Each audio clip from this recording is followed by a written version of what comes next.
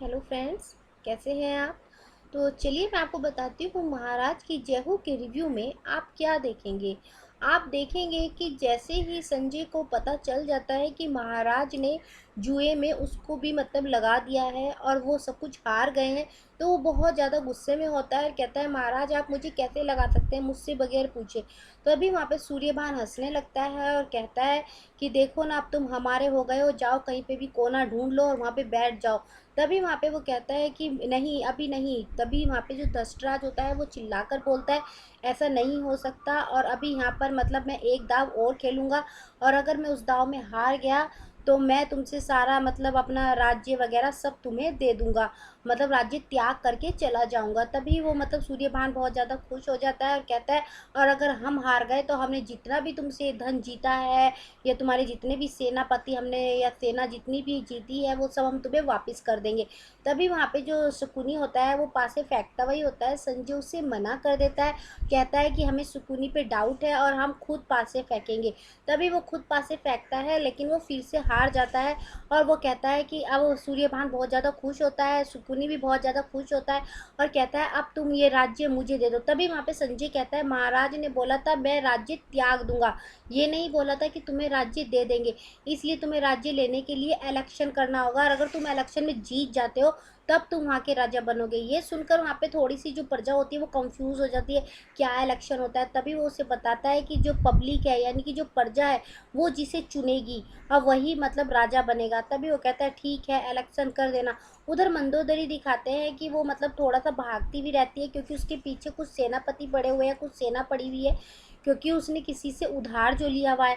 तभी वहाँ पे जो मन मतलब गंधारी होती है वो कहती है कि मंदोदरी बताओ ना कि ये तुम्हें कैसी लग रही है जाली, तुम्हें भी तो व्रत रखना होगा करवा चौथ का, हम भी अपने महाराज के लिए रख रहे हैं। तभी वो कहती है महारानी बहुत अच्छी है, आप ही रखिए, हम आपसे बाद में बात करेंगे। वो वहाँ से भाग जाती है।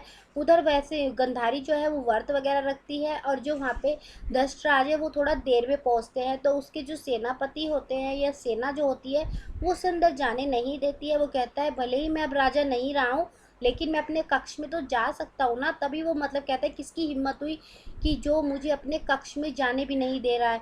तभी वहाँ पे गंधारी बोलती है ये हमने कहा है। तभी कहता है क्या हुआ गंधारी, तुम इतनी गुस्से में क्यों हो। तभी कहती है हमारा आज करवा चौथ का व्रत था, तुम इतनी देर में आए, हम इंतजार करते रहे। वो बहुत तेज गुस्से में होती है, सारा सामान पटक पटक कर मारती है।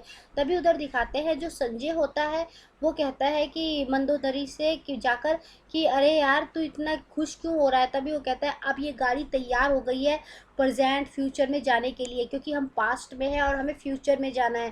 तभी वो कहता है कि अरे यार यहाँ पे मेरी शादी भी नहीं हुई है, मेरे हाथ पीले भी नहीं हुए हैं और तू मुझे ले जाने की बात कर रहा है। तभी वो कहता है अरे मेरी बात समझने की कोशिश करो, और अगर हम नहीं गए तो हम यहाँ पे फंसे रह जाएंगे और तुम कल यहाँ पे आ जाना। अगर तुम कल यहाँ पे नहीं आए तो मैं अकेला गाड़ी को लेकर चला जाऊंगा और तुम हमेशा पास्ट पे फंसे रहोगे।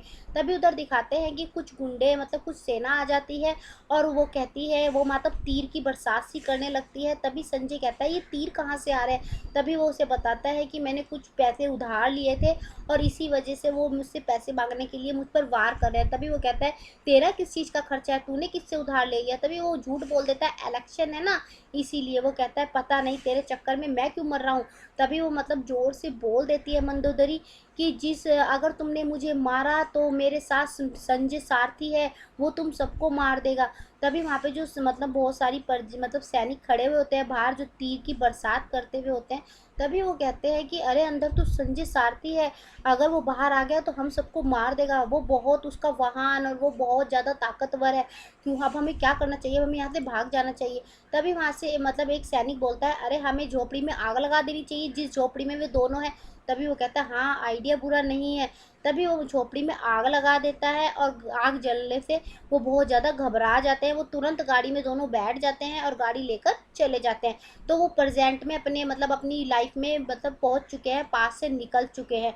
तभी वहाँ पे संजय कहता है अरे यार हम अपने इसमें आ गए हैं प्रेजेंट में जहाँ से हम गए थे पास्ट में। तभी वो कहता है हाँ। तभी पीछे से दशराज भी एकदम गाड़ी में कहता है अरे मैं तो बहुत लंबी नींद सो गया था, देखो ना तुम्हारा वाहन कितना अच्छा है संजय। तभी वो कहता है महाराज भी हमारे साथ आ गए, वो बहुत ज़्यादा घबरा जाता है। उधर दिखाते हैं कुछ गुंडे होते हैं प्रेजेंट में, मतलब जो संजय के साथ मतलब पहले फाइट वगैरह करते थे जेल में, तो वो कहते हैं कि अब हम यहाँ का राजा बनेंगे। तो सेम धृतराज की शक्ल का ही एक आदमी होता है, वो बहुत बड़ा गुंडा होता है, और वो कहता है कि इलेक्शन करेंगे और जो मतलब इलेक्शन में जीत जाएगा वो ही यहाँ का डॉन बनेगा। तभी वो कहता है ठीक है, तभी वो मतलब बहुत ज़्यादा खुश होता है। तो दूसरा जो गुंडा होता है वो धृतराज की शक्ल वाले आदमी पर अटैक करवाता है, उसे किडनैप करवा लेता है।